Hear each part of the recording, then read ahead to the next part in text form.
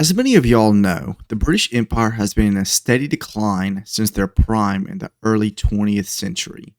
Once spanning across the globe, they're now isolated. They're now isolated to Great Britain and a couple of small islands scattered across the world. But today, in the Hearts of Iron 4 mod, Novus Invictus, I will attempt to bring her back to her glory days. To start, I built up her industry, then was able to bring the Queen back to the throne. Our first conquest was Ireland, which was quite easy, but then we headed down to Africa with the naval invasion of Nigeria.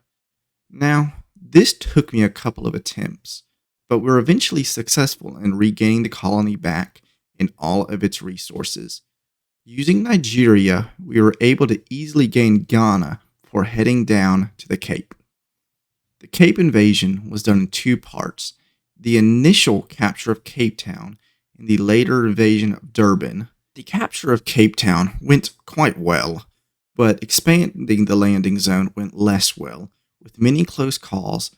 But with the less advanced South African Air Force, we eventually captured Pretoria and capitulated South Africa. After South Africa, we swiftly captured Tanzania, Kenya, and Sudan with minimal casualties. The next step in regaining the empire was in Asia, with the capture of Singapore and Malaya. The problem with this was that Singapore and Malaya were protected by Thailand, which we didn't really need, but it'd be fine to get. And they were all protected each other, so if we fought one, we'd have fight them all.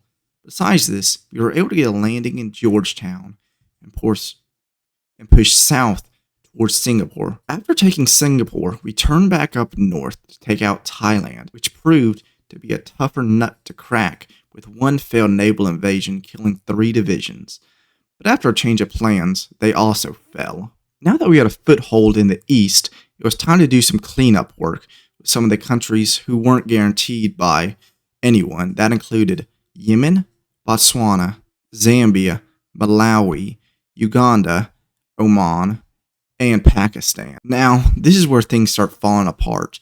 The remaining countries we need are protected by NATO, China, or Russia. But the good news is China and Russia are currently at war with NATO, so I decided to join them and declare war on NATO, expecting Russia and China to do most of the heavy lifting. But Russia gets stopped in Ukraine and even pushed back in the Caucasus, and China just stops doing stuff after they take Taiwan. And to make news worse, the Royal Navy just doesn't do its job, and the Italians take Ireland. I'd make a decision, and I send most of the army to Russia and try and push NATO back, which goes well. I'm even able to push all the way to the Dnipro. But then Russia falls on its face, almost gets my army encircled, so I have to change directions and start pushing NATO back in the Caucasus, where they almost encircled me. But this sadly also stalls.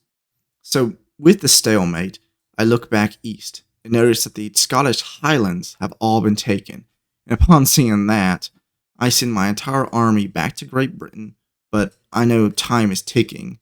This is shown even more when I notice one of my fleets have been sunk off the coast of Ireland. Well, with the loss of Scotland, and Russia's failed invasion, and China not doing nothing, I believe the sun has set again on the British Empire.